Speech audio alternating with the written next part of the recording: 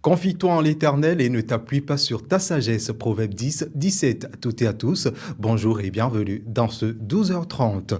Le Conseil économique et social CES a clôturé sa quatrième session extraordinaire ce mercredi 27 août 2025. Entre satisfaction et confiance, les conseillers ont salué les travaux jugés riches et féconds.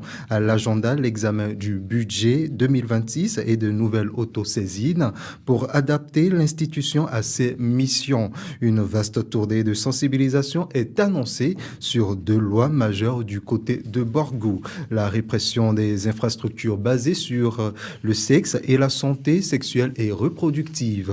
Les conseillers départementaux se retrouveront du 1er au 10 septembre pour leur deuxième session ordinaire avec l'ambition d'ancrer davantage le CES dans la vie des populations. La deuxième section extraordinaire de l'Assemblée nationale au titre de l'année 2025 s'ouvre lundi prochain, 1er septembre 2025. Elle démarre à 10h au Palais des gouverneurs à Porto Novo. 2 points sont inscrits à l'ordre du jour selon le communiqué en date du 27 août signé par le secrétaire administratif de l'Assemblée nationale, Mariano Ogutolu. Premièrement, les députés vont procéder à l'examen et à l'adoption du budget de l'Assemblée nationale du budget national de gestion 2025-26 et secondo à la mise en conformité de résolution numéro 2025-0-02 du 8 juillet 2025 portant modification du règlement intérieur de l'Assemblée nationale. Odile Aouanwadou se lance en politique dans le rang du mouvement des élites engagées pour l'émancipation du Bénin Mouel Bénin, figure emblématique. L'athlète béninoise Odile Aouanwadou franchit une nouvelle étape dans son parcours. Connue pour ses exploits sportifs, la désormais ex-athlète entend poursuivre son engagement autrement. Elle déclare, je cite, « Il me plaît aujourd'hui de vous parler de politique et de mon projet d'engagement citoyen et politique. » Fin de citation. Selon l'athlète, Mouel Bénin incarne une formation proche des réalités du terrain, axée sur les participations des jeunes, des femmes et des communautés locales dans la construction des politiques publiques.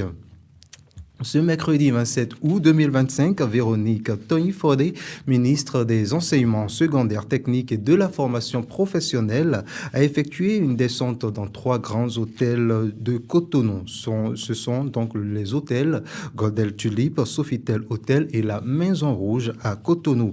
La ministre est allée constater l'évolution des stages en cours au profit de certains apprenants et enseignants issus du métier de l'hôtellerie, de la restauration, sur financement du gouvernement. Véronique Tognifodé était accompagnée de Fructueux Sylvain Hao, directeur de l'Agence de développement de l'enseignement technique AD et d'une délégation. Selon Fructueux Hao, pour cette première cohorte, ils sont au total 33 à être en stage dont 12 enseignants et 21 apprenants. À l'entendre, cette expérience vise entre autres à établir des partenariats situés entre l'agence, le ministère, les hôtels en vue de la professionnalisation de nos apprenants dans nos établissements.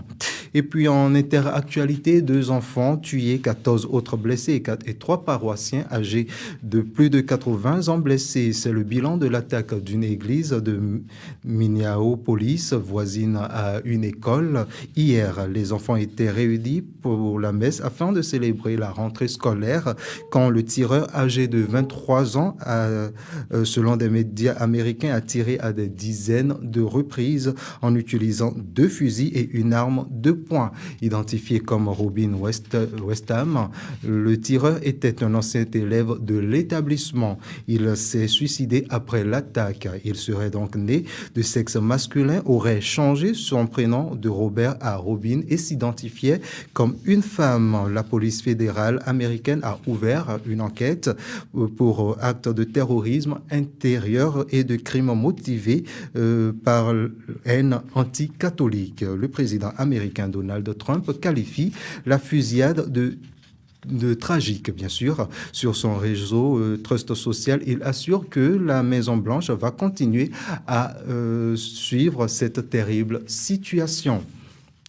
Et puis on parle sport pour clore ce flash d'information. Le sélectionneur national des Guépards Guernerort anime dans l'après-midi de ce jeudi, plus précisément à 15 heures, une conférence de presse pour dévoiler la liste des joueurs retenus pour les 7e et 8e journées des éliminatoires de la Coupe du Monde FIFA 2026 zone Afrique.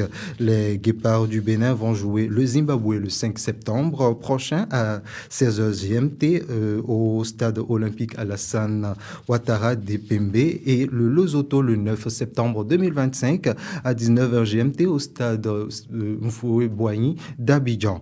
Pour rappel, le Bénin occupe la 3e place dans le groupe C derrière le Rwanda avec 8 points chacun. Les deux matchs sont donc d'une importance capitale pour les Guépards du Bénin, leur permettant ainsi de remonter au classement pour obtenir leur passe pour le prochain mondial de 2026. Et voilà donc qui vient refermer ce flash d'informations. Mesdames et messieurs, merci de nous avoir suivis. N'oubliez pas de vous abonner et de nous suivre sur nos canaux digitaux YouTube, Facebook, TikTok, Instagram.